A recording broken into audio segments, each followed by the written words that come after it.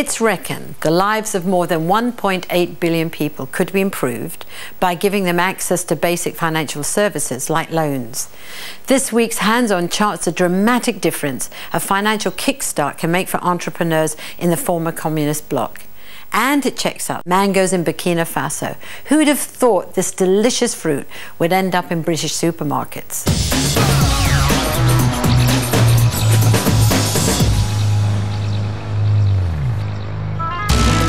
For 46 years, Albania was cut off from the world by a Stalinist regime.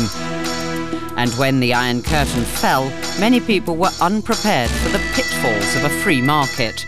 70% of Albanians lost their life savings in get-rich-quick schemes. With no access to cash from traditional lending institutions, a microfinance organisation has stepped in to offer small loans. State-of-the-art technology helps more people raise money, and opportunity is knocking for over 2,000 business-minded Albanians.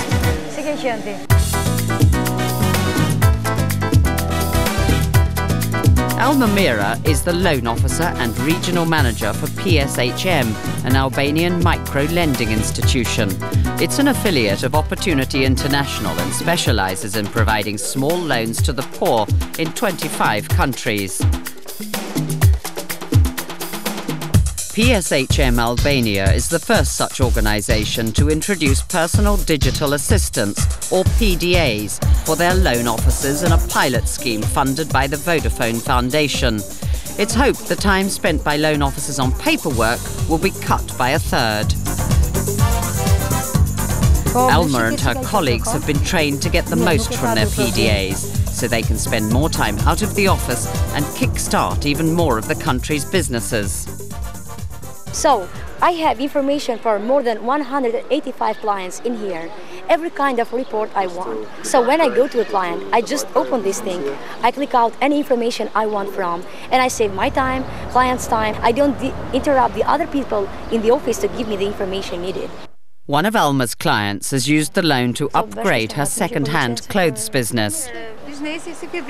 I started by selling clothes in the street, which was difficult because it was either rainy, too hot or too cold. Now with the loan I can buy top-quality second-hand clothes from Switzerland. I now have permanent clients who feel more comfortable buying from me in this shop than out on the street, and they call me by phone to find out when my new stock is arriving. Opposite a hospital and next to a busy market, Drita's shop attracts high-volume passing trade. As a Romani, Drita couldn't get credit from ordinary banks. Now she has the chance to realise her ambition to open another clothing shop near her home.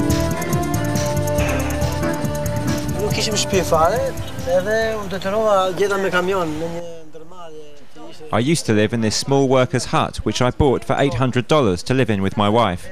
But because of the success of my business, I've been able to build this larger home for myself and my family. And I'll build more floors for my daughters when they grow up. Aryan Latifi used to be a lorry driver under the state system. He tried to get capital from a bank to start a car wash and was refused. But his entrepreneurial spirit was recognised by Elma and her team. He began with a loan of $4,000 4 years ago, and is now paying back his 5th loan. He's invested his profits from the car wash in another business, a cafe where customers can relax with a coffee while he cleans their cars. Elma takes us to another of her clients, Sania Braholi. She worked in an ice cream factory before going it alone. She started it at 91 with a very primitive technology, basically were her hands and her knowledge. And she started to produce it in an underground place because she couldn't rent it a nicer place and a better equipped one. Sania had lost all her savings in an investment scam. Refusing to be beaten, she approached PHSM for a loan. And 3 years and 3 loans later, she has 2 shop fronts, one for seaside trade, one for roadside customers, where she also sells homemade cakes. The success I've had with my ice cream business has enabled me to finance building a 20-room hotel above my shop. The use of PDA technology for managing microcredit brings benefit for both administrators and their clients. I think really this is one of the big opportunities that microfinance has in terms of leveraging technology like this to be able to serve more clients more efficiently in ways that would otherwise they'd never be able to get a chance to have a small loan and have a chance of working their way out of poverty.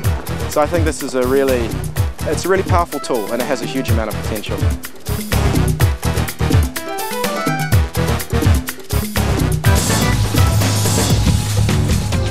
London's early morning business community gets ready for the day's trading. For Kate Seabag, director of Tropical Whole Foods, the trading floor is the top story of her home, and the commodity is dried mangoes. She's placed an order for 24 tonnes, and she's checking up on its expected arrival date from Burkina Faso.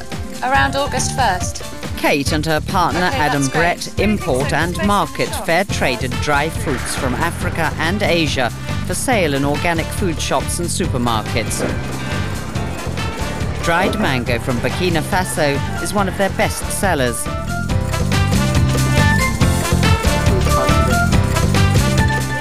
Dried mango is probably one of the more popular of the dried fruits. It's becoming increasingly so. Years ago it wasn't even available, but as people get to taste it, they do like it and come back for more. Personally, I really enjoy doing the work because I like being in a trading relationship with people, but a trading relationship which feels fair and equal and worthwhile. Mangoes don't grow in England, but for 6 months of the year, Burkina Faso is awash with them. The African summer heat and the distance from the orchards to the nearest market meant much of the fruit literally rotted away. But now cooperatives of women, with the help of quick-drying technology, are earning a living by rescuing this delicious fruit from the compost heap. They call themselves Cercle des Sécheurs, or Circle of Dryers.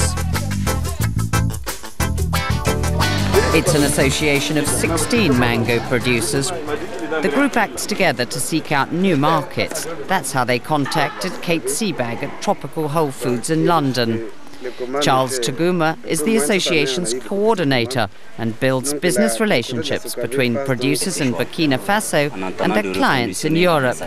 He meets with the various mango producers to agree their annual production quota and negotiate a fair price for their product.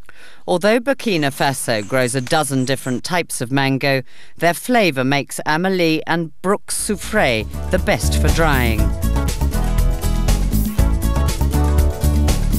With an order for 24 tonnes, there's no time to waste.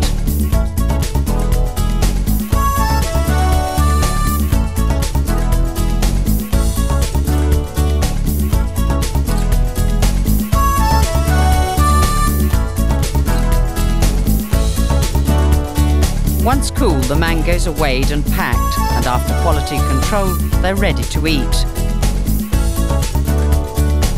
The drying technology was developed by scientists working for a Swiss non-governmental organisation called CEAS. The dryers use butane gas for round-the-clock drying power.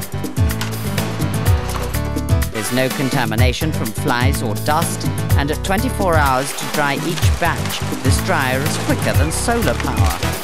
Crucially, the equipment can be made locally. Everything for the dryer is made in Burkina Faso by Burkinabe artisans. The only thing we import is the German thermometer.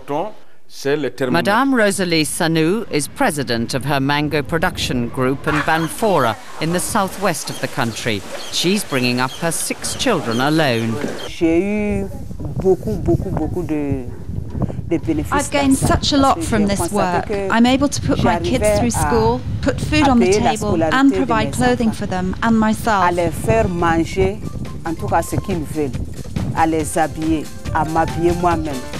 I also think it's a great product. I take great pride in selling a product that's good for people and isn't filling people with junk and sugar and additives. That's just 100% pure fruit. A healthy market for a healthy snack in Europe, and a fair trade for the mango producers of Burkina Faso. The growing market for health foods in Europe and the US, combined with simple drying techniques, means this could be just the start of a useful trading relationship. The town of Limbe, in the shadow of volcanic Mount Cameroon, the surrounding rainforest is an ideal habitat for the climbing palm rattan, a name synonymous with colonial-style furniture. For decades, indigenous artisans have been crafting rattan products for the local market, though the big money's in the international market. But wild stocks of rattan needed for expansion have been overexploited, and the habitat is further threatened by intensive logging. So for the first time in Cameroon, rattan is being cultivated to ensure future supplies.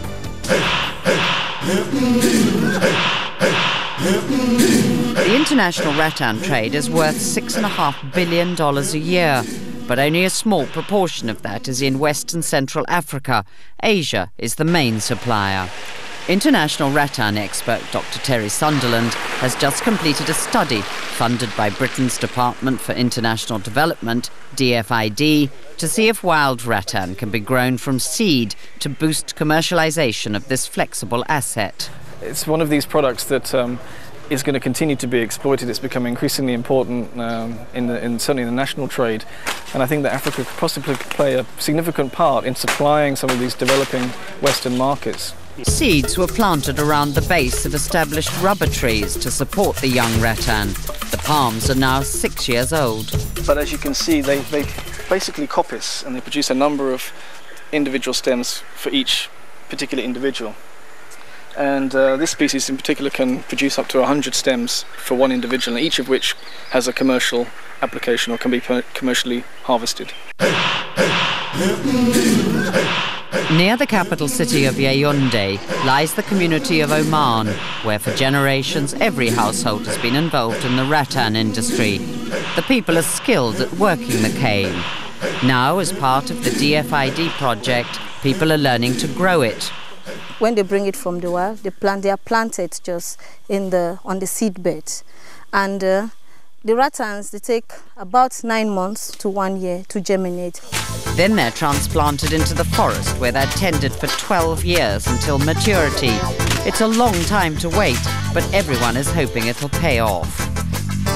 I think that the future for rattan can be sustainable. If every Cameroonian plants like this, it'll never run out. It's not just about growing it. The African Rattan Research Programme has been experimenting with technology from Asia to treat and improve the workability of rattan cane.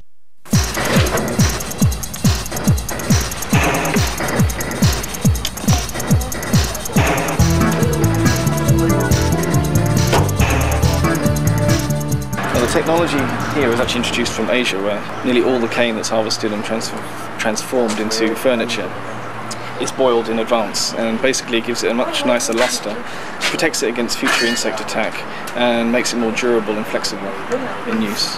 So it's a very good example of South-South cooperation in terms of transfer technology. As well as importing technology from Asia, Dr. Sunderland invited furniture makers from Malaysia to pass on their craft to the Cameroonians. Former shoemaker Gabriel Koum is now a convert to rattan furniture production and was commissioned to make this traditional veranda suite. Rattan has done something in my life. It has changed my life totally. I do appreciate the rattan. Rattan artisans in Cameroon currently work almost exclusively on commissions to make larger items such as furniture. They just don't have the spare cash to produce on an industrial scale. This is a hand-to-mouth basis, I gotta put it in short. I'm doing a hand-to-mouth job for now. But if I have the capital, I can do something better. There are challenges ahead for both the rattan artisans and the harvesters. The artisans need upfront financial investment so they can put into practice what they've learned from Asia. And while the harvesters can now grow rattan for future production, they need to manage this wild product sustainably.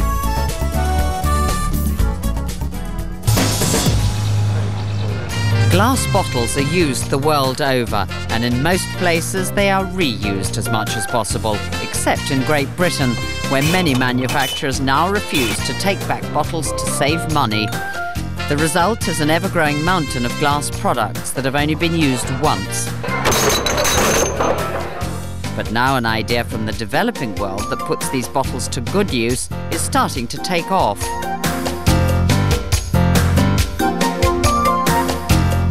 Well, the idea for green glass started in South Africa. I was working in Southern Africa and I saw the idea whilst I was on honeymoon. Ingeniously, you just use a bottle, cut it up, turn it into a tumbler and a wine glass, and it's a fantastic recycling idea, and it solves a lot of waste problems with glass. So we thought it was a great idea for the West, really, as well as Africa. At its factory in Cornwall, Green Glass has 8 people working on a modified version of the South African idea, and the bottles are kept right next to the door for the first stage of their rebirth. This is where all our recycled bottles arrive, and our first job is to separate them out into different colour types and different bottle types. We separate them out into plastic tanks when we've got enough of one bottle type. We fill the tank full of water and soak the labels off and clean them up so they're ready for processing. Originally, bottles were cut by hand, but this specially designed machine will do the job quickly and cleanly. A shallow line is cut around the bottle, which is then heated up with a gas jet. When extreme cold is applied, a clean break is made. But the edges are too sharp to be used for drinking. First they are ground down and then melted into a smooth edge. The glasses are then heated to a temperature so high the structure of the glass changes, making them as strong as the best on the market. Adding a base to the top halves of the bottle completes the transformation from wine bottle to wine glass. I started in my garden shed 3 years ago, and basically for the first year I spent the vast majority of my time doing local craft markets to try and find out what designs people wanted and also how much people were prepared to pay for different glasses. Because at the end of the day, if you can't make the right product at the right price, then you shouldn't be in business. And it's the same for recycling as for any other business. I've never seen them before, no, they're very unusual. Particularly like the beer ones, because my boyfriend drinks Sol, so really different. I think they're great.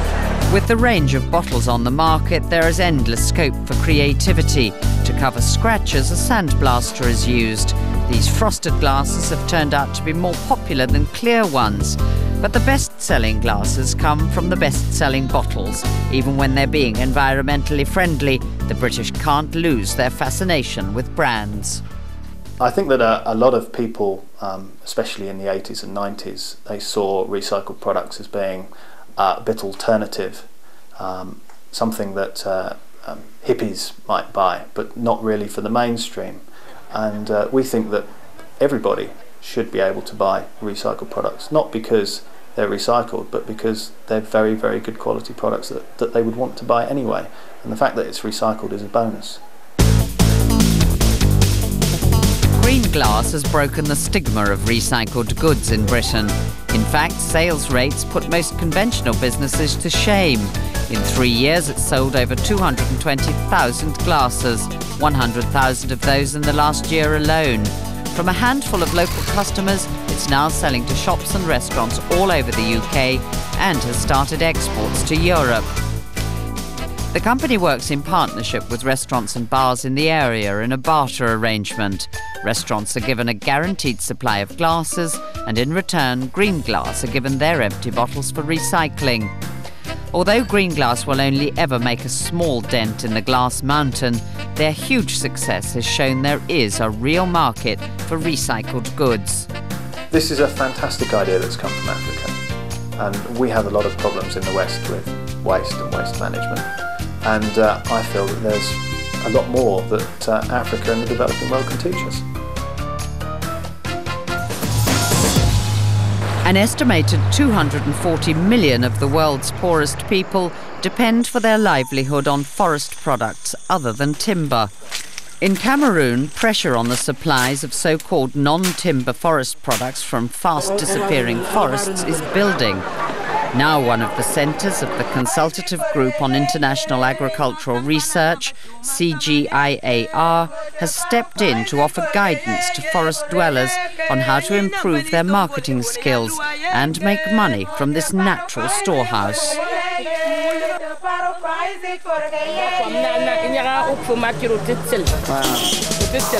Abdon Awono is a researcher with the Centre for International Forestry Research, or CIFOR. He's been training women to keep simple but accurate accounts of their income derived from non-timber forest products, such as this popular fruit, the African plum. Now she is able to tell you at the end of the month what she sold, the money she received and so on. So she has an account now and it's very important for her.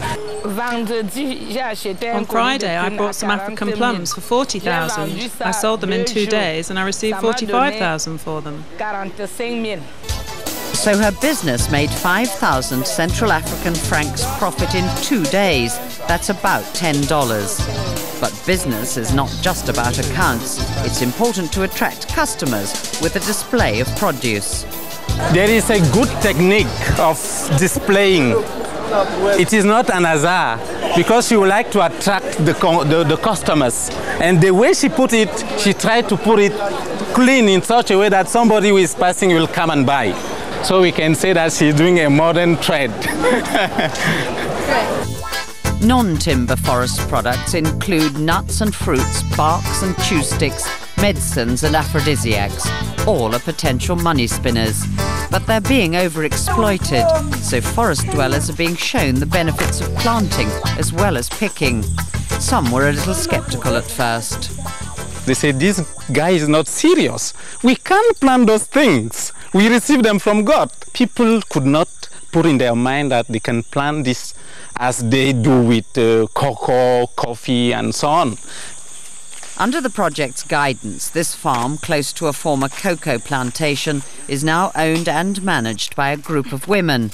They've transformed it into a well-stocked forest supermarket by planting their own choice of cash crops, such as this fast-growing vine leaf.